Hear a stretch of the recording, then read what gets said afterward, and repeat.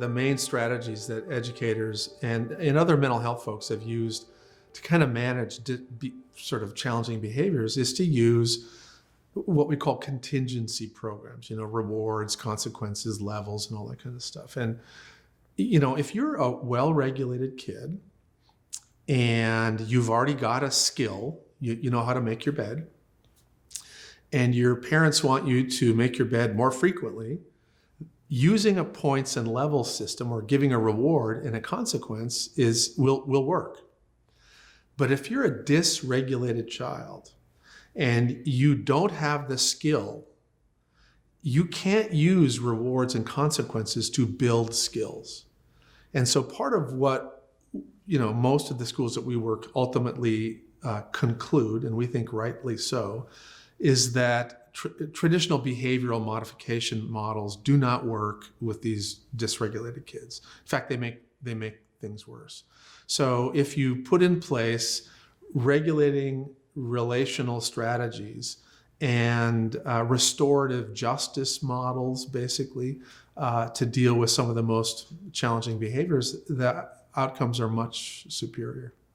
I think probably the best model that I'm aware of is collaborative problem solving. It's learning a set of strategies about listening to the student, hearing what their challenges are, what their work concerns are, and then you talk about why you as a teacher might have some concerns, and you negotiate, and you have a collaborative solution to what the problem is.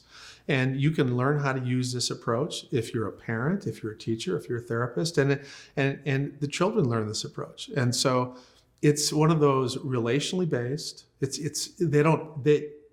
They're beginning to conceptualize it and appreciate how rhythmic it is, but it's a rhythmic relational approach that actually can really diminish challenging behaviors. There's a couple things that I do if I had an option in education, particularly if I had a significant portion of kids that were coming from challenging backgrounds.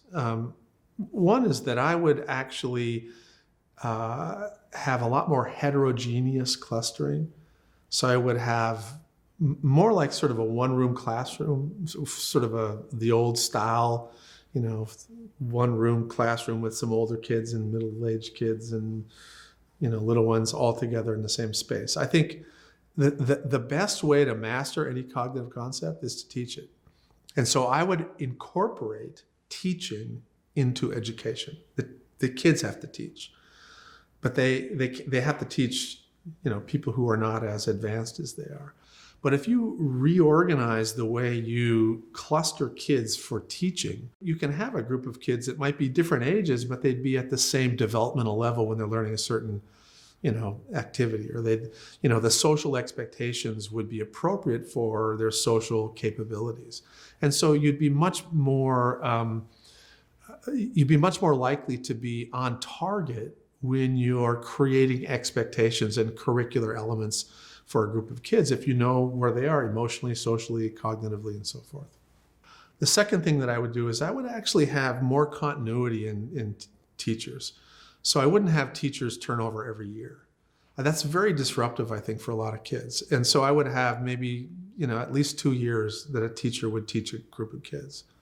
And the other thing I would do is I would have a lot more movement.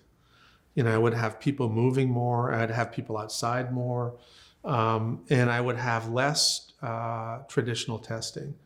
If you really let the teachers use their creativity and their energy in getting these kids to the testing point, as opposed to make them do this rigid curricular step-by-step thing, and give them the opportunity to kind of meander and make learning a much more pleasant journey, and let their creativity sort of free, I think you'd be much more successful in achieving academic goals in education. One of the things that we always try to emphasize for educators is how important they are and how powerful they are in influencing, literally for a lifetime, individuals. And now the hard part is that they almost never realize this, because, as I said before, it's the tiniest little moments when somebody feels truly respected, truly heard, that last a lifetime. And so a lot of teachers just feel overwhelmed. They feel like they're not making a big difference, but I can guarantee you that they are. And they'll make even more difference the more they take care of themselves. So if they come to school rested, if they take their sick days when they're sick, if they really take their vacations, if they learn how to, don't overwork yourself, and do your very best to stay regulated when you interact with kids, and you can be present, you're going to make a huge difference in their lives. Even though they may not do well in your class, even though they may not get the grades you want them to get, you will be surprised at how many of them will keep you in mind as somebody who thought they could do it. And they'll use that again and again and again, and that may get them through all kinds of hard times that you have no idea.